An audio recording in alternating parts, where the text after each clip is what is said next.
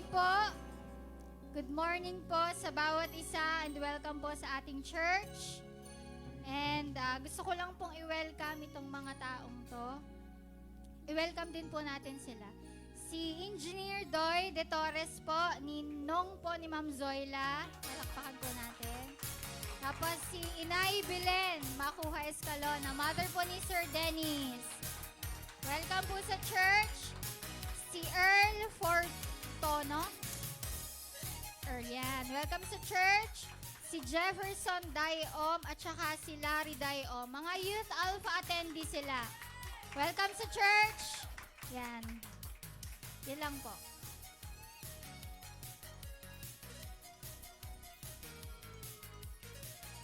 Proceed na po tayo sa ating mga announcements. So, nung Friday po is our last session of Youth Alpha. So, season 7 na po iyon. So, nagkaroon po kami ng completion rights. So, yan po, yung mga pictures nila. I think mga, ilan nga po yung attendees natin last? 43? 43 po ang mga attendees. Yan, syempre yung mga staff po ng JFA ay bida-bida. Yan, mga nagluto po. Ay, ayan, napagod. Ano? Yan. So, syempre, the Lord will bless us bountifully. Yan. But wait, there's more. Ano ba yung ano yan? Youth Alpha turns to Youth Gathering. So, every, ano po yan? Friday pa din po. Ano po? So, yung mga Youth Alpha attendees po namin, ay magta-transition na po tayo sa Youth Gathering. So, ito po ay on February 2, 2024. So, this week po ay wala po tayong youth gathering dahil sem break po yata ng Anselmo. Okay.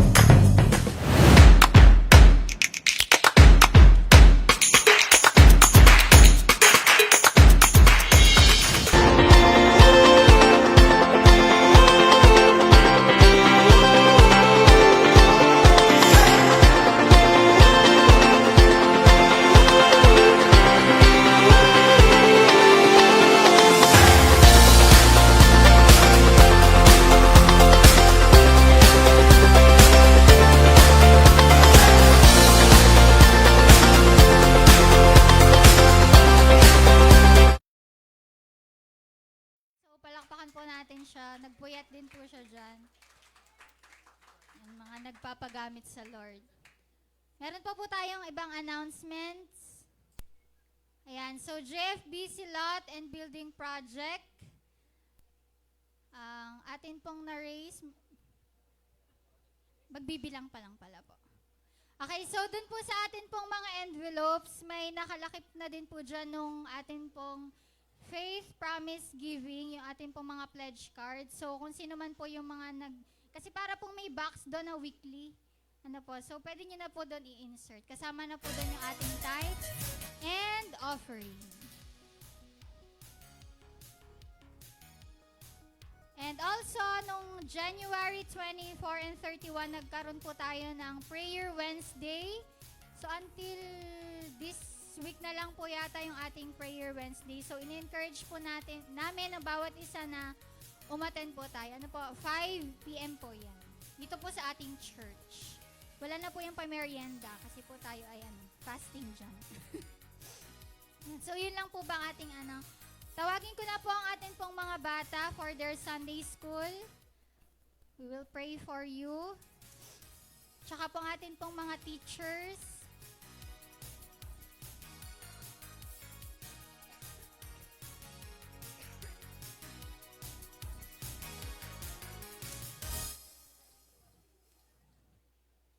Unti nila ngayon. Oh! Okay lang yan. Oh. Oh, ha? Okay, let us all stretch our hands towards our children. Father God, we thank you for this morning. We thank you, God, for the lives of our children, Panginoon. Lord, I pray that you will bless them today, Panginoon God, as they have their Sunday school, Panginoon God. And also, I pray for your mercy, Panginoon, and your grace sa mga batang ito, and even for the teachers, God. I pray for wisdom, for knowledge, and for understanding sa bawat isa sa kanila. So, Lord, we lift them up to you. We bless your name. In Jesus' name we pray. Amen. So, tinatawagan ko na po ang atin pong pastor, Pastor Mike.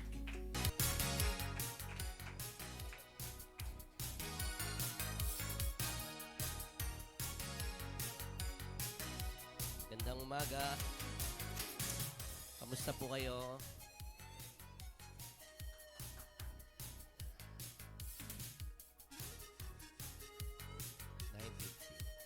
Baka 9:30 tapos na ako.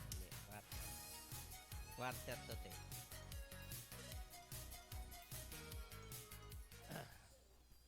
Okay. Tayo tayong lahat at tayo ay maglibot-libot at kamustahin natin ang bawat isa, lalo na sa mga bago. For those who are regular attendees, can you just move out of your chair and shake hands to the person na first time pa lang naka-attend? Sige po. Yan. Bawal ang suplado at suplada din eh. Okay. Let's welcome. Okay. Tanong nyo kung siya ay gising na, katulad ni May, kung gising na si May. Lapitan nyo naman si May, oh. Ayaw tumayo sa kanyang upuan, oh. Oh. Lapitan nyo si May, oh. Ayaw tumayo sa upuan, oh. Oh. Ayaw talaga niyan tumayo, oh. Lapitan nyo naman si May, oh. Ayaw tumayo. Nalumpo na yata. Okay, welcome po, welcome. Okay na. Oh, kita niyo, ang iingay nyo rin pala. O, sige, balik na sa upuan. Mamaya na ang chika-chika. Oh, napasobra naman. O, gusto niyo, kwentuhan na lang. Ay, nako. Sige, tapusin niyo muna yan.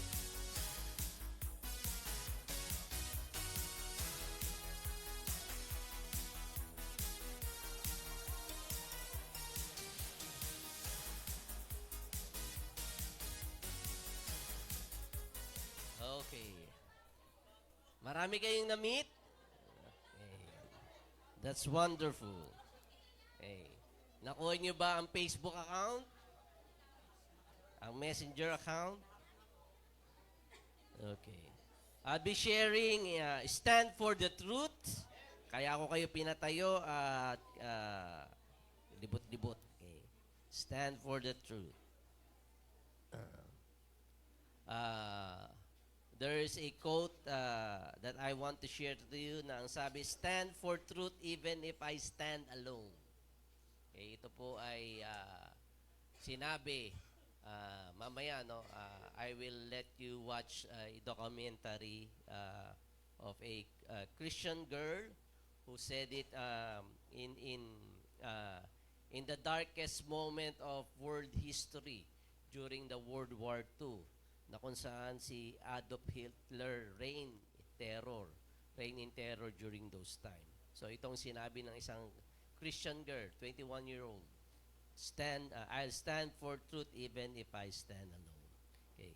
Alam po mga kapatid, standing for the truth is one of the most important calling nating mga Kristiyano and even as a church. Okay, na tayo ay tumayo sa katotohanan. Ito ang pagtawag ng Panginoon Diyos, ikaw bilang isang mananampalataya at maging sa buong iglesia, no? Sa buong church. Sabi sa 1 Timothy 3:15, it says here, sabi ni Paul kay Timothy, if I am delayed, you will know how people ought to conduct themselves in God's household, which is the church of the living God, the pillar and the foundation of the truth. So the church is the pillar and the foundation of the truth. Okay? Tayo yun, no? Okay, the church is not the building, the church is the people. Okay? Belonging in one thing na kanilang pinaniniwalaan. So ang mga pillars po, hindi po yan aesthetic lamang o dekorasyon sa isang tahanan. No? Kaya ang pillar po, ang purpose nito is to hold up the ceiling, okay, or the roof above, and it brings stability to the entire structure. Okay?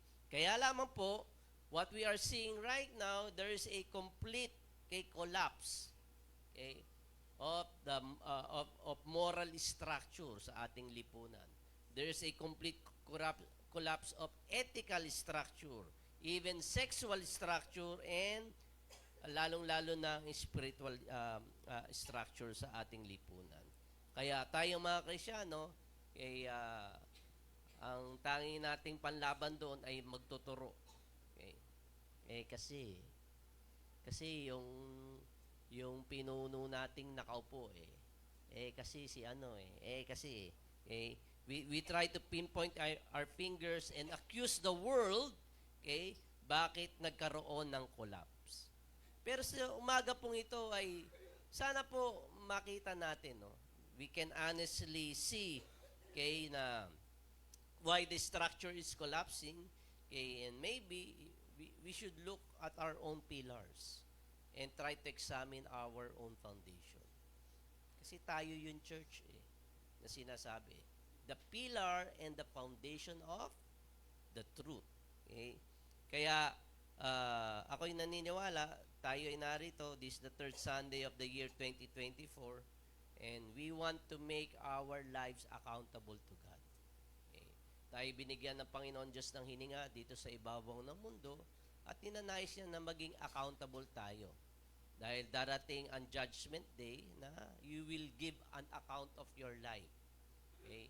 Ibig sabihin, i-judge ka ng Lord according to the things that you have done here on earth.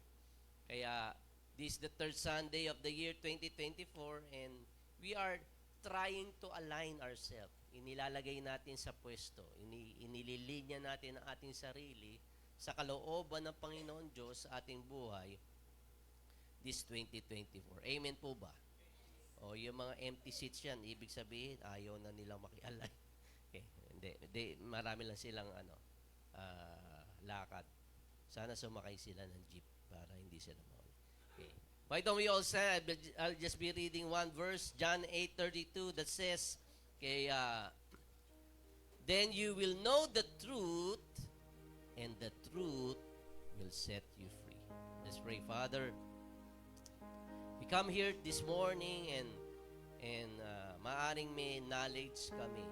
Meron kaming kaalaman sa kaunawaan sa sinasabi mo sa iyong mga salita. Pero nawa, Panginoon Diyos, ay mas malalim pa, Panginoon, ang maging kaunawaan namin sa iyong sinasabi, sa iyong kalooban, sa aming buhay this 2024. Nawa, Panginoon Diyos, na ikaw ang maranasan namin, Panginoon Diyos, ang katotohanan na yung sinasabi sa iyong salita. Kaya I pray that our hearts would be open for your word in this praying Jesus' name. Amen. You may be seated in the presence of the Lord. Alam niyo po, when we stand for the truth, kung tayo po'y tatayo sa katotohanan, okay, I'm talking about standing for the Lord. Okay? Kayo tumatayo para sa ating Panginoon Diyos na ni Jesus na nagsabi, I am the way, I am the truth, and I am the life. No one comes to the Father but through me. Okay? And so we are standing regarding the gospel of truth. Okay? Ang ebanghelyo ng katotohanan. Okay? Na walang ibang kapangyarihan, meron ang ebanghelyo ng katotohanan, kundi magpalaya. Okay? Kanino man that open his or her heart, okay, to the message of the gospel. Ang mensahe po ng ebanghelyo ang siyang nagpapalaya, okay, sa lahat ng uri, okay, lalo-lalo na kalayaan sa pagkakalugmok natin sa kasalanan. Yan po ang kapangyarihan ng ebanghelyo, ang mensahe ng ebanghelyo. Kaya dito nung sinabi ng Panginoon Kristo, you will know the truth and the truth will set you free, hindi po sinabi ng Panginoon Diyos yan na automatic na mangyayari sa iyo. Okay? Na the truth is going to set you free. Okay? Right? Okay. It says you will know the truth. Okay? Know the truth. And the truth will set you free. Okay? Kaya if you don't know the truth, then the truth will not set you free. Okay? The truth that you know will set you free. Okay? Kaya ano ba yung salitang know sa Bible? Okay? Bibigyan ko po kayo ng isang halimbawa, no, sa Genesis 4 verse 1, pero I believe yung know na ginamit dito ng Panginoon Diyos ay speaks of intimacy. Okay? Intimacy. Sabi niya, intimacy. Okay? Sobrang pagkakalapit. Okay? So, the only person that you need to be intimate with is with your husband or with your wife. Okay? Kaya sabi sa Genesis 4 verse 1, now Adam knew Eve, his wife, and she conceived and bore Cain. So, ano ibig sabihin nun? Okay? Bakit sinabi na Adam knew Eve? Okay? So, that speaks of intimacy. Si Adan ay sumiping kay Eva, at dahil sa kanilang closeness together, okay, ay nagkaroon sila ng supling na si Cain. So, naunawaan nyo na po. Okay, if you know the truth, ibig sabihin, it speaks about your intimacy with the truth. Okay? It speaks about your intimacy with Jesus, right? Kasi ano ba sabi ni Jesus? I am the way, I am the truth, I am the life. Okay? So Jesus is the truth. Okay? Which means that you, if you know the truth, you need to be intimate with the Lord. Okay? Hindi lamang po mental assent ito or intellectual information. Okay? But we need to apprehend and experience the reality of who Jesus is in our lives. Maranasan natin kung sino talaga si Jesus sa buhay natin. Sa araw-araw ng ating buhay. This isn't just a possession of information. Marami ka nang alam. Okay? Kahit isang katutak ang alam mo na memorya sa Bible. Okay? Those are information. Okay? But we need to exercise, okay, or the actualization na yung knowing, okay, if you know the truth, it is your response of faith and acceptance of Christ. Yung pagtugon mo ng iyong pananampalataya at pagtanggap mo sa ating Panginoon sa Kristo. So naunawaan nyo na po. Hindi automatic na mangyari because you know so many verses in the Bible, it will set you free. Hindi po yun. Okay? You need to have that kind of intimate. Okay? Intimacy. Okay? A relationship, okay, deeper, okay, with our Lord Jesus Christ. The one who makes you. Okay? Siya na lumikha sa iyo, kinakailangan magkaroon ka ng malalim na relasyon sa Kanya. Kaya ang born again po, hindi relihiyon. Ang born again po ay invitasyon ng ating Panginoon Kristo na kayo'y magkaroon ng relasyon sa Kanya. Right? Okay. So it's not being religious. Okay. So what happens, okay, if you learn to stand for the truth? Ano po mangyayari kung tayo po ay matututong tumayo sa katotohanan? Unang-una, okay, we are going to awaken a sleeping giant. Okay. Magigisingin natin ang isang higanteng inaantok. Okay. Kanina ba nang worship tayo, sabi, your love awakens me. Pero yung iba hihigab-higab pa. Love awakens me. Right? So, when we stand for the truth, we are going to awaken a sleeping giant. Okay?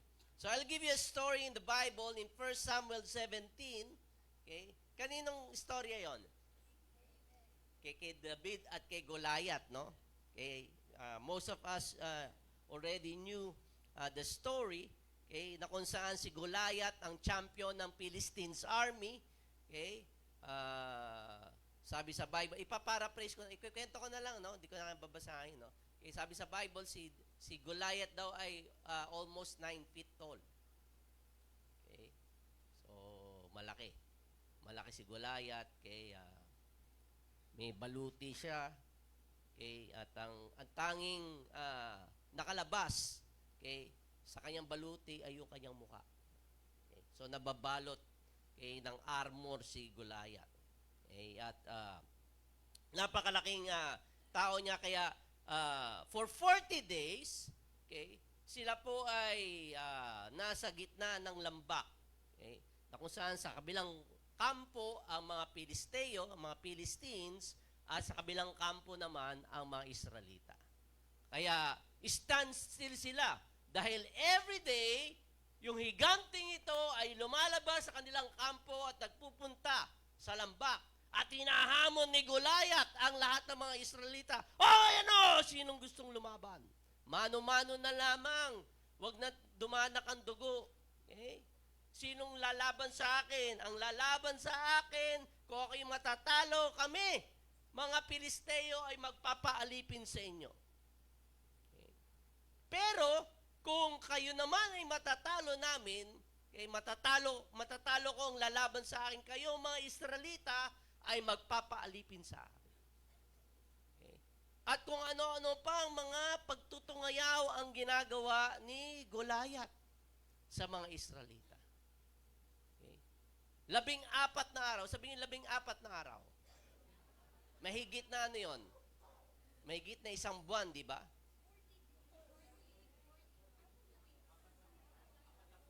Oo nga, mahigit na isang buwan, yung 40 days.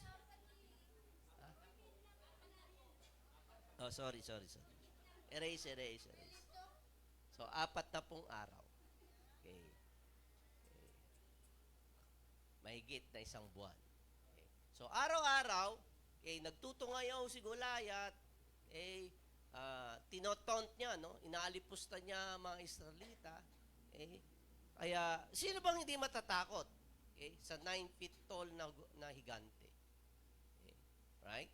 So, just try to imagine, if you're one of the Israelite army, so, tinuturo nila, sino gusto bang lumabas sa atin? Sa napakalaking higanting ito. Baka ikaw, Sir Dennis, gusto mo. Nagtuturuan sila. Okay, they are all filled with fears. Intimidating talaga ni Goliath. Kung tutuusin. And so, for 40 days, they heard about lies. All lies. Lahat ng kasinungalingan. Lahat ng pang-aalipusta. Lahat ng pangmamaliit sa iyo, di ba? 40 araw. Di ba sa klase nga, pag nabuli ka lang isang araw, right? Ito 40 days. Inaalipusta ni Goliath ang mga Israel. Okay? The Israel forget about their covenant with God. Okay? Meron silang pagtitipan sa ating Panginoon Diyos. Okay? And every single one of Israelite, is under this covenant. Ibig sabihin, nakipagtipan ng Panginoon Diyos sa bawat isang Israelita, na kung saan sinabi ng Panginoon Diyos, hindi ko kayo iiwan, hindi ko kayo pababayaan. I'm going to fight for you. Okay. And so, because Goliath seems to be intimidating, they forget about all the promises of God. Right? Same thing with us. When we face with so many challenges, overwhelming circumstances in our lives, we forget about all God's promises sa buhay natin. Nalilimutan na natin ang mga pangako ng Panginoon Diyos sa ating buhay. Nalilimutan na natin ang kanyang mga sinabi sa atin. Kaya importante nga na tayo po ay nagkakaroon ng pagninilay-nilay ng salita ng Panginoon Diyos. Na pag dumating ang mga problema, meron kang pangahawakang salita ng Panginoon. Hindi sinabi ng Panginoon Diyos sa amin na hindi niya kami pababayaan. Na ang Diyos ang lalaban sa aming pakikipaglaban. Nakakalimutan ng mga Israelita lahat ng mga yon. Because Goliath is very intimidating. Okay? And so, if any one of them were able to understand or able to be reminded of the promises of God, they can actually stand and claim the promises of God, including victory in their battle. pero walang nakaalala. Walang gustong tumayo sa katotohanan. Okay? And so, all for 40 days, they were fed with lies. Binomba sila ng kaaway, ng kasinungalingan. Okay. Salamat sa Panginoon Diyos, may isang binatilyo na pumunta doon sa eksena. At alam po natin na yun ay walang iba kundi si David. Okay. Aksidente ba? Hindi natin alam, pero siya po ay inintusan ng kanyang ama na si Jesse na magdala ng mainit na sabaw para sa kanyang mga kapatid na kasama sa mga hukbo ng mga Israel. And so when David arrived there, okay, wala naman siyang skills, wala naman siyang training bilang isang kawal ng mga Israelita. Right? Wala siyang ganon. Okay? Wala sa resume niya. Okay? Na may training o merong skill si David regarding warfare. And yet, when David heard yung panunutya ng kaaway, David had a different mindset. Okay? Salamat sa Panginoon Diyos dahil during that time, noon lamang niya narinig ang mga kasinungalingan ng kaaway. Pero ang mga Israelita, yung mga kawal at hukbo ng mga Israelita, they were there for 40 days and they've been hearing all those lies, okay, at pag-alipusta ng kaaway laban sa kanila. Okay. Right? Because David had a different mindset. Sabi niya, mindset. Okay? Iba ang kaisipan ni David. Okay? He has a kingdom mindset. He's thinking that if I'll stand for the truth, even if I stand alone. Why? Because nobody wants to fight Goliath. Nobody. From the Israel's camp, nobody wants to fight for Goliath. Okay. Against Goliath, I mean. Okay. And so, okay, since the have forgotten, okay, about God being with them, okay, si David ang nag-volunteer. I'm going to fight. Okay? Ako makipaglaban sa higanting ito. Okay? At nung si David ay tumayo, okay, lalabanan ko higanting ito. Anong sabi ng kanyang ng mga kawal, ng mga tao sa paligid? Okay. Anong sinabi? Isang bata na lalaban sa isang higante, sa 9 foot ng higante. Siyempre, definitely, sinong kakampihan nila? Kakampi ba sila doon sa kanilang kakampi? Kakampihan nila yung kaaway. Okay? Ang liit-liit mo nga. Sa amin nga na mga macho ditong malalaking katawan, ayaw lumaban, tapos ikaw pang batang paslit. Okay? Na sinasabi, may gatas ka pa sa labi. Okay. Hindi mo kakayanin itong higanting ito dahil skilled yan sa war. Okay. You cannot do it. Right? Minsan ganun tayo, di ba? Right? Tama? Sa buhay na ito. Okay. Meron na nga gustong tumayo, okay, hindi pa natin kakampihan. Ito, okay. Inaalipusta pa natin. Dahil yung pang-aalipusta na narinig natin sa ating mga kalaban, yun ang binabato natin mismo doon sa ating kakampi. Okay. Right? Tama po ba? Okay. Amen po ba? Sa mga kamag-anak natin, pag umaasenso sa buhay, siguro drug lord yan, nagbibenta ng drug. Di ba kung ano sinasabi natin? Okay? Nainggit tayo. Okay? Right? Ewan ko ba bakit gano'n ang ating mindset. Okay. So marami nagsasabi, you cannot win, it's too big. So ibang mindset ni David. Okay? Sinasabi ng kanyang mga hukbo ng Israel, okay, hindi ka mananalo, napakalaki niya. Anong sabi ni David? Okay, dahil nga sobrang laki niya, okay, I will not be able to miss. Okay. Siguradong tatamaan ko ng tirador ko. Eh, laki-laki ng target ko eh. Yun, iba ang mindset ni David eh. Right? Okay. Tayo, lagi tayong negatibo. Naku, wala nang maisaing si nanay mamaya. Ano kayang pagkain namin? Okay. Iba ang mindset natin. We always try to look on the negative things rather than on the positive things. Uy, wala nang maisaing. Siguro pinagpa-fasting ako ng Lord.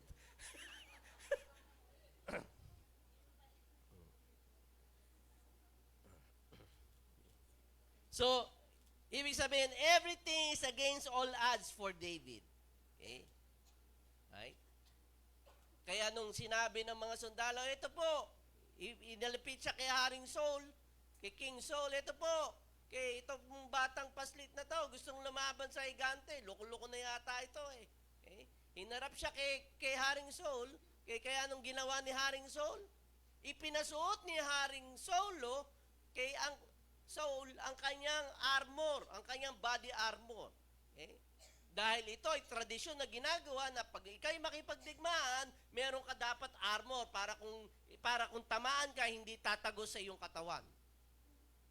Okay? Tradisyon. Okay? So, sinukat ni David,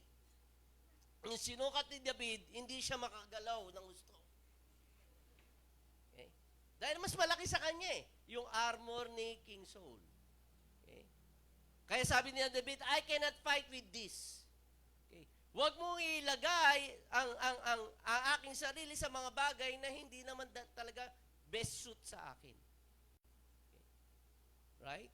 Kung minsan, inilalagay tayo, ikinakahon tayo ng mga tao na diyan ka lang, dito lang dapat mong gawin. Pero hindi naman talaga nararapat para sa iyo. Right? Dahil ibang pamamaraan ang pagka-wire o pagkahubog ng Panginoon Diyos kay David. Okay. So David fight with Goliath with the slingshot. Right? Okay. And the Bible says he ran towards Goliath. He ran towards Goliath. David was never intimidated at all. Okay? When he see Goliath coming, okay? Hindi siya naghanap ng malaking bato para pagtaguan si Goliath. He ran towards Goliath. Right? That's the mindset of David. Hindi siya duwag. Okay? Anong confidence ni David? Nung sinabi niya kay King Saul, okay? Nung sinabi niya at pinento niya kay King Saul, alam niyo po, Haring Saul, habang ako po ay nag-aalaga ng mga tupa, meron pong oso, okay? Na nais na umatake sa aking mga tupa. Okay? Pero nilabanan ko po yung oso. Meron din pong, leon. Okay? Nasa bibig na. Lulunukin na lang yung tupa ko, sinungalingal ko. Okay. Yung bunganga, yung bibig ng leon at kinuha ko yung aking tupa. Yun ang nagbigay ng confidence kay David. Why? May karanasan siya eh. May karanasan siya kung paano siya niligtas ng Panginoon Diyos sa oso at sa leon. Okay. Kaya ang tanong, may karanasan ka ba? So, itong nagbigay ng confidence kay David na labanan si Goliath. Okay. Kaya kung atin pong bibigyang pansin sa teorya ng thermodynamics sa physics, patakbo si David with his slingshot na kanyang tirador, at salamat sa Panginoon Diyos na si David ay sharpshooter, dahil mukha lamang ang nakalabas kay Goliath. Saan tumama ang bato? Sa noo, no?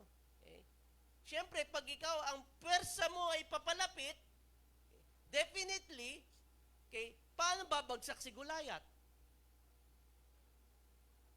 Di ba patumba? Patihaya. Dapat, di ba? Pero sabi sa Bible, ang patumba niya ay padapa. Okay? Dahil naniniwala ko na mayroong malaking kamay sa langit na bumatok kay Goliath. Para padapa siya. Tumumba. Ano ko lang yun, tsuri ko lang. Okay? Kasi dapat patihaya ang tumba niya. Kasi pasugod si David. Right? Diba? Akin lang naman yun. And so in 1 Samuel 17, okay, verse 50 to 51, I'll read it to you. Okay, so David conquered the Philistines giant with a sling and a stone. Since he had no sword, he ran over and pulled Goliath from its sheath and killed him with it. And then cut off his head. Okay, pinugutan ni David si Goliath. Okay. When the Philistines saw that their champion was dead, they turned and ran. Okay? Nagsitakbo pa uwi. Uwi na! Okay. In verse 52, then Israel gave a great shout of triumph and rushed after the Philistines, chasing them as far as Gath and the gates of Ekron. The bodies of the dead and the wounded Philistines were strewn all along the road to Sharaim. Okay. So, ibig sabihin, okay, what I'm saying to you is that, okay, itong story ito is not about one giant falling to the ground. Okay? It is a story of one giant rising up because of one person standing for the truth. Okay. All the Israelites' army were intimidated because of this one giant. But because David stand for the truth, God is with us. Ano kinatatakot nyo? Ang Diyos ang lalaban sa atin. That is David's mindset. Okay? And when he volunteered to fight Goliath, and when the Israelites' army saw that the giant was on the ground, okay, they all shouted with triumph, okay, and pursue their enemy. It has broken the fear. Okay? Because fear is going to paralyze your faith. Okay? The same thing that happened with the Israelites' army. They were all paralyzed. 40 days, walang gustong lumaban because they forget about the promises of God in their lives. Kaya, sa pagtatapos ko po, sabi ko sa inyo okay, I will, there's another story that I want you to watch, okay, and I hope po and I pray na makaptured ang inyong kaisipan, ang inyong puso, okay, for this story that stand for the truth, even he stands alone. This is the story of Sophie Scholl, okay, Scholl. Okay, she's a German teenager. No? So why don't we all watch it? Can you turn off the lights, please?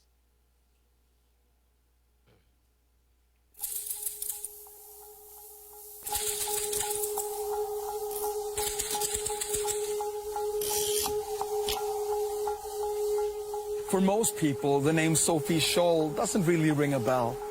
But here in Germany, everybody knows about her. National TV named her the most important German woman of the 20th century. And the youth of this nation voted her the greatest German who has ever lived. And all this, even though she only lived to be 21 years old. So who was this Sophie Scholl? Well, if she would have been around to answer that question herself, I'm sure she would have said, I am a Christian. But Sophie wasn't just any Christian, but one who was convinced that the Word of God can't just be heard. You have to live it, and you have to stand up for it, even in times when you might stand alone.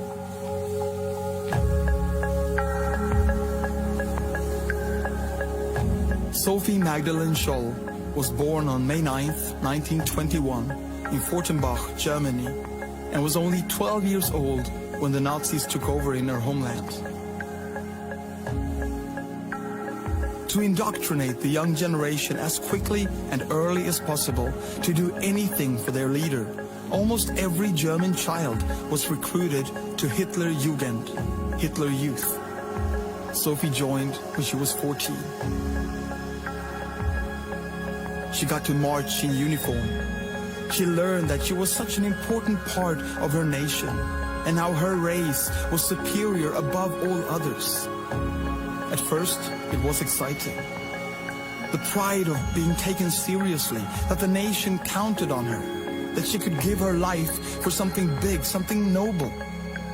But more and more, something started to feel wrong.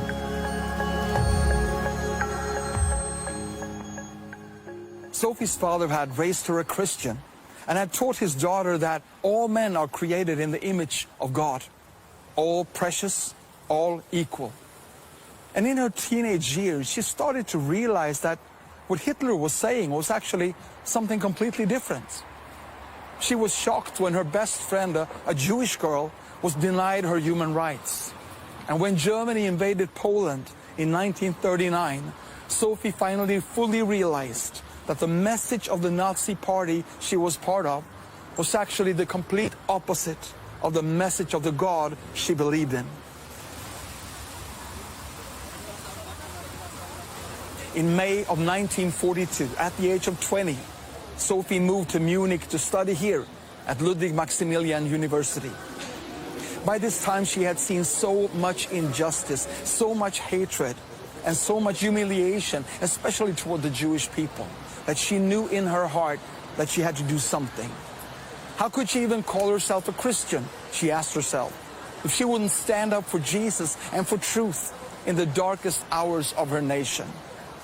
The Nazi reign of terror meant that standing up against Hitler would mean a certain death. She knew that, but she was determined to do it anyway, and to do whatever she could for as long as she would survive.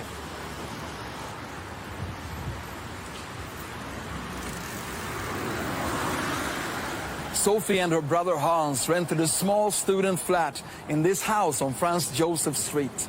And what happened here was nothing short of history. The two siblings, together with two friends, formed what they called the White Rose, an underground resistance group that, based on faith in Jesus Christ, would try to do whatever they could to wake the German people up and encourage resistance against Hitler.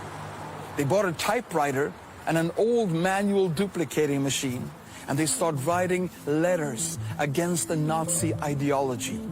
Then they copied these letters by the thousands and mailed them out secretly to influencers and decision makers all over Germany, as well as placing stacks of letters in public places all over Munich, like restaurants and schools and restrooms, for people to pick them up and read the message. And to this day, the letters of the White Rose are legendary examples of civil Christian resistance against the diabolical dictatorship.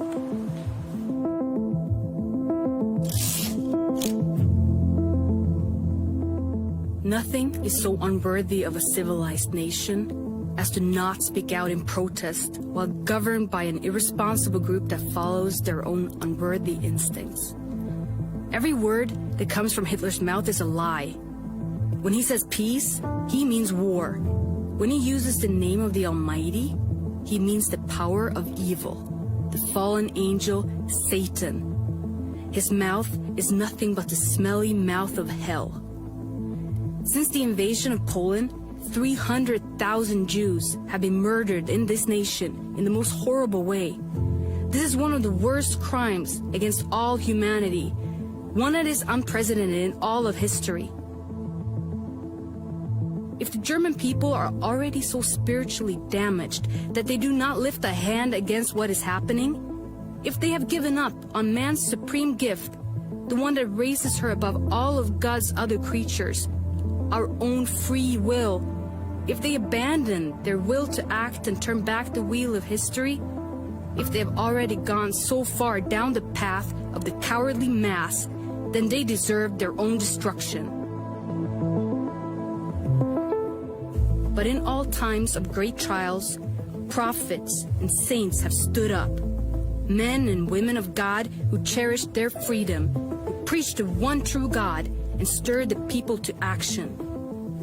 Man is free, but without God, we are defenseless in the battle against evil. We are lost ships in the storm. We are infants without their mother, clouds that dissolve into thin air. If you're a Christian but hesitate and wait, hoping someone else would raise his arm in your defense, has not God given you strength? Has not God given you the will to fight? We must attack evil where it is strongest, and its greatest power is Hitler. Only faith can reawaken Europe. Only faith can give people back their rights and restore true Christianity on earth as the only guarantee of peace. We will never grow silent. We are your bad conscience. The White Rose will not leave you in peace.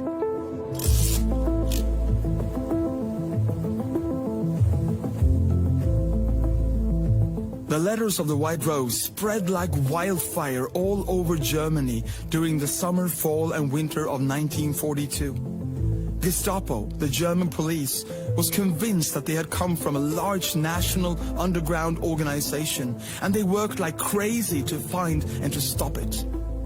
No one even imagined that these letters that affected more and more people and helped them understand that the Nazi message was contrary to God and His Word came from a handful of Christian teenagers.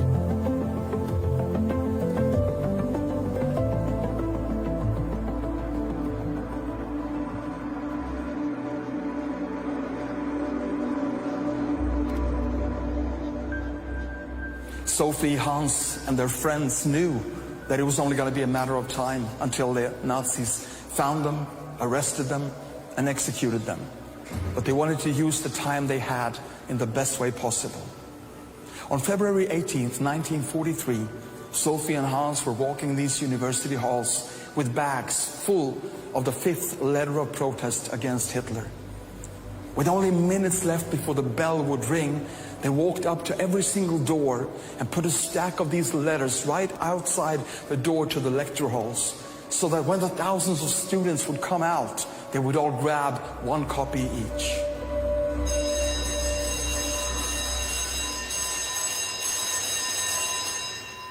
When the bell rang, Sophie was standing right on this spot, up on the balcony, overlooking the students below. She saw her own generation, now faced with the choice of either blindly following a diabolical leader further into darkness, or to turn back to God and build a society based on love and peace and equality. Sophie's heart stirred inside of her, and she took a stack, the final stack, of that 5th letter of protest against Hitler, and she threw it out from the balcony. Surely she must have known when she saw the letters rain down over the students that she would be discovered and caught. But at that point, probably her own life and safety was the last thing on her mind. If only she could help the youth of Germany to wake up.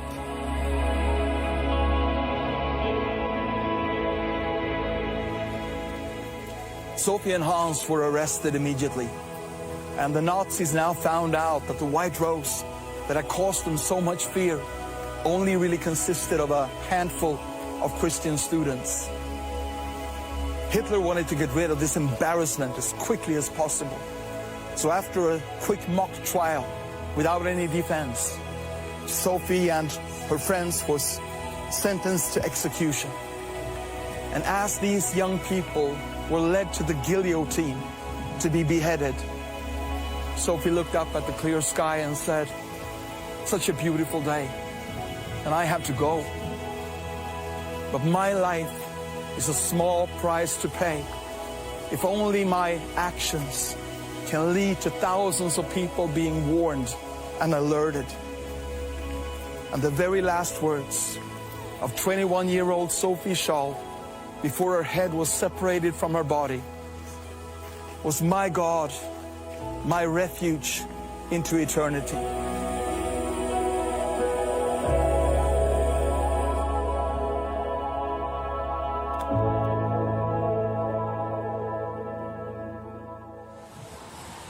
But as an amazing and completely unexpected final chapter to the story of Sophie Scholl and the White Rose, It turned out they had actually written one more letter, one that they never had the chance to distribute. This letter was smuggled out of Germany, through Scandinavia, and finally to England, where it ended up in the hands of the Allied forces.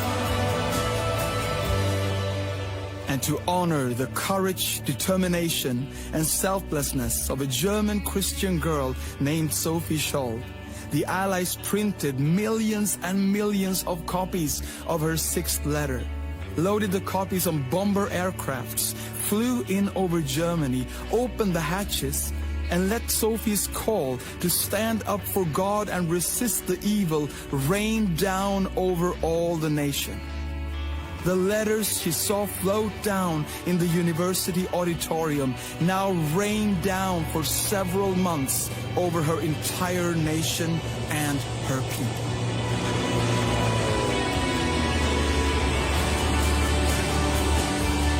And today, marble replicas of that last letter of Sophie Scholl and the White Rose, the one that rained down over Germany, are embedded in the streets of Munich as a testament to the courage of a young Christian girl who lived her entire short life according to her motto, I will stand for truth, even if I stand alone.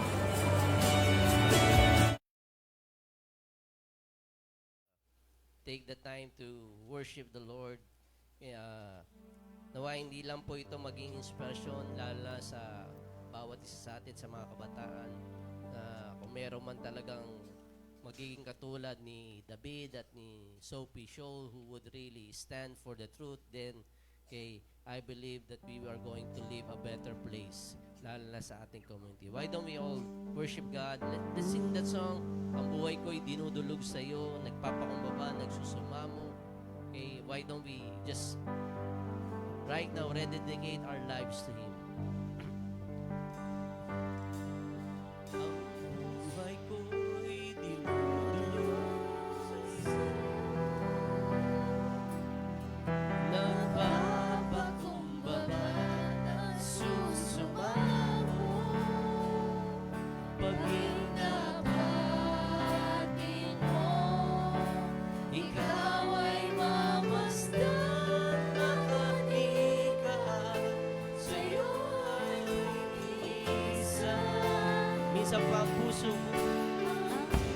Make it a prayer.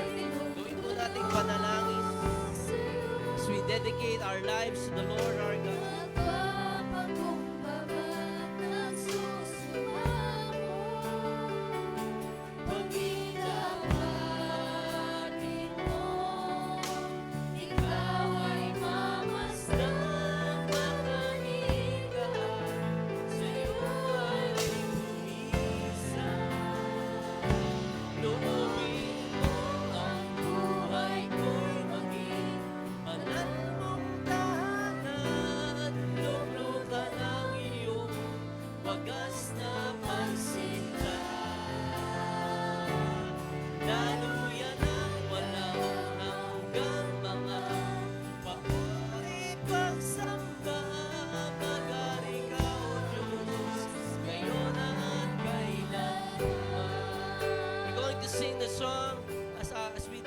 Our lives to the Lord, but I want you to close your eyes right now. Everybody, close your eyes, bow down your heads. Father, Ikaw ang nagbibigay buhay sa amin, Ikaw ang nagbibigay kalakasan sa amin.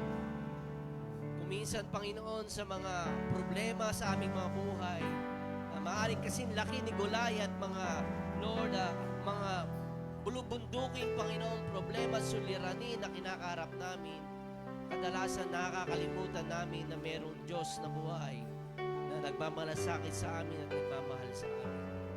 Kaya Panginoon, kung meron man dito, Lord, sa matanda man o sa mga kabataan na narito, Lord, who are willing to give their lives to you, O God, Lord, who are willing to stand for the truth, O God, Lord, I pray that you just speak to them right now, Panginoon, na hindi lamang, Lord, inaalala namin ang aming karera, ang aming pamilya, ang aming buhay, Panginoon. Bagkus, Panginoon, I pray and I ask, O God, Lord, na Ikaw ay merong malaking layunin at malaking kalooban, Panginoon, sa bawat isa sa amin. Ang bawat isa sa amin, Panginoon, ibinigyan mo ng potential, Panginoon. And I pray, O God, Lord, that we are going to maximize that potential, Lord, na iyong ipinagkaloob sa amin. Kaya if you think, okay, that you need to rededicate your life to the Lord, that you need, Lord, I want to do, oh God, Lord, the things that you asking me to do. Okay, if that's your prayer in your heart, right? I want you to raise your hand. Just raise your hand to Him. Okay, just raise your hand to Him. Lord, I want the kind of life na hindi lamang, Lord, pa banjing-banjing, Panginoon, patumpik-tumpik. Gusto ko ang buhay, Panginoon, ay kung saan ika'y kumikilos, na maaari sa kalagitnaan, Lord, ng suliranin at problema, sa kalagitnaan, Lord, ng danger, O God, Lord, ay nakikita namin ang iyong makapangyarihang kamay. Nakikita namin ang pagkumpas, Panginoon, ang iyong direksyon, Panginoon, sa buhay na ito. Kaya, Lord, i-raise up mo kami, Panginoon. Lord, as a Christian warriors, O God, Lord, na hindi kami magiging intimidated, Lord, maging sa mga classmate namin, sa simpleng patotoo, sa simpleng Panginoon, Lord, na pag-i-invite, sa simpleng Panginoon, na pag-share ng aming faith, O God, Lord, that we will not be intimidated, Lord, to any people, Lord. Bagkus, Panginoon, naroon, Lord, ang katapangan na yung pinagkakaloob sa amin, Panginoon, to really stand for the truth, even, Lord, we're going to stand, Lord, alone, O God. And so, Lord, I pray, Lord, that this song, Lord, of worship will become a prayer to you. Why don't we sing this song one more time? Ang buhay ko'y dinudulog sa iyo. Ang buhay ko'y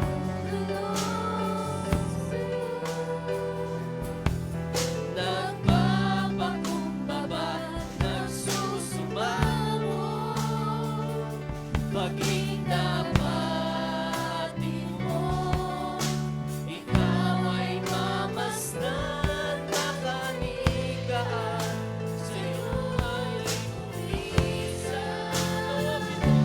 Loobin mo ang buhay ko'y maging banal mong tahanan, luklukan ang iyong wagas na pagsinta. Daluyan ang walang hanggang mga papurit pagsamba, magaling ka, O Diyos, ngayon at kailanman. Loobin mo ang buhay ko'y maging banal mong tahanan, luklukan ang iyong wagas na pagsinta. Daluyan ang walang hanggang mga magaling ka, O Diyos, ngayon at kailan. Minsan palobin mo, Diyos, loobin mo ang buhay ko'y maging banal mong tahanan, luklukan ang iyong wagas na pagsinta. Daluyan ang walang magaling ka, O Diyos, ngayon at kailanman. Magaling ka. Minsan pa magaling ka, O Diyos, ngayon at kailanman. I want you to lift your hands right now. Just lift your hands.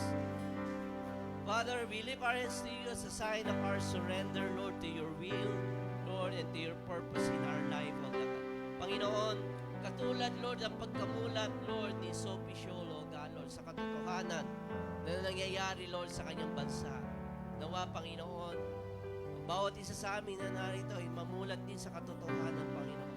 At kami tumayo, Panginoon, sa katotohanan na sinasabi mo sa iyong salita na ang bawat isa sa amin na iyong nilikha ayon sa iyong wangis, Panginoon, at ikaw ay merong, Lord, purpose sa buhay na ito, O God.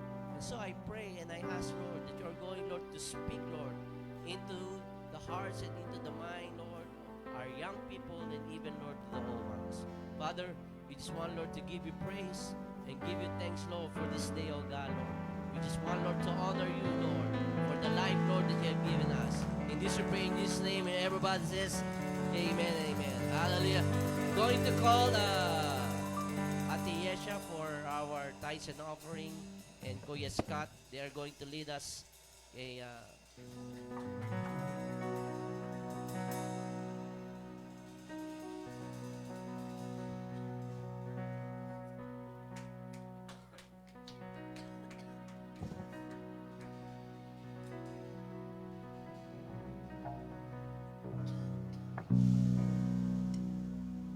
Morning po sa inyo. Good morning daw.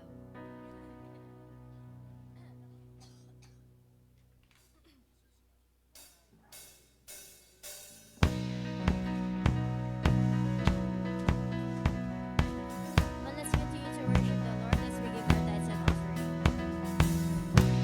Succeeded full like lightning. I saw darkness run for cover. But the miracle that I just can't get over. My name is registered in heaven. I believe in signs and wonders. I have resurrection power. Still the miracle that I just can't get over. My name is registered in heaven. My praise belongs to you forever. This is my testimony from death to life. His grace rewrote my story. I'll testify. By Jesus Christ we're righteous. I'm justified. This is my testimony. This is my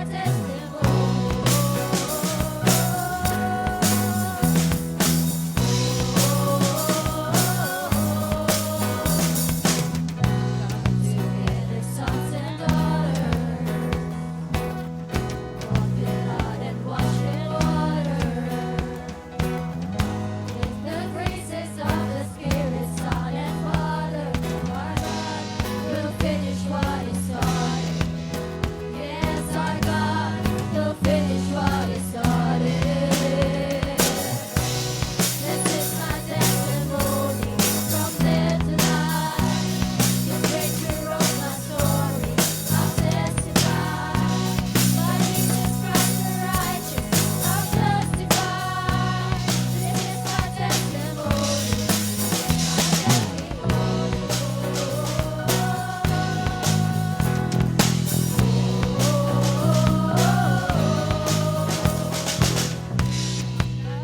You're not done.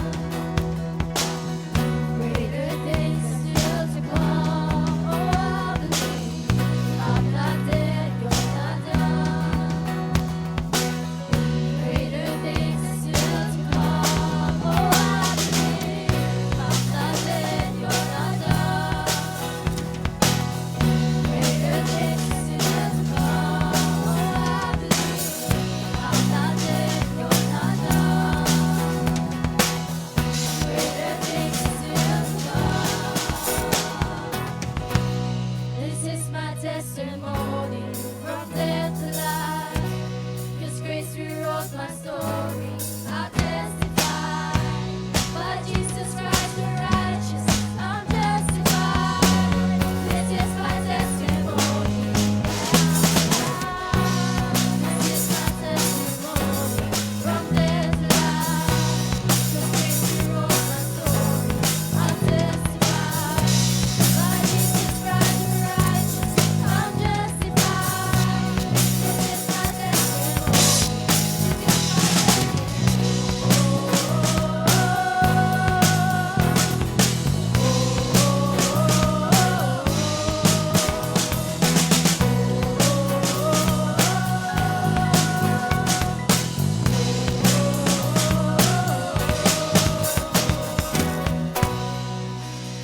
Why don't we pray? Father God, we just want to thank you, God, for this morning, Father.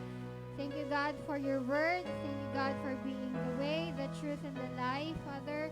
Lord, I pray, God, that you will bless each and every one of us, God. I pray that your provisions will be upon every family, so God. And I also pray for our tithes and offering today. Lord, bless the people, Panginoon, who have given their tithes and offering, God. And we pray for for more blessings, God, double portion of your blessings to these people. Lord, we glorify your name, we honor your name, and this we pray in Jesus' name. Amen.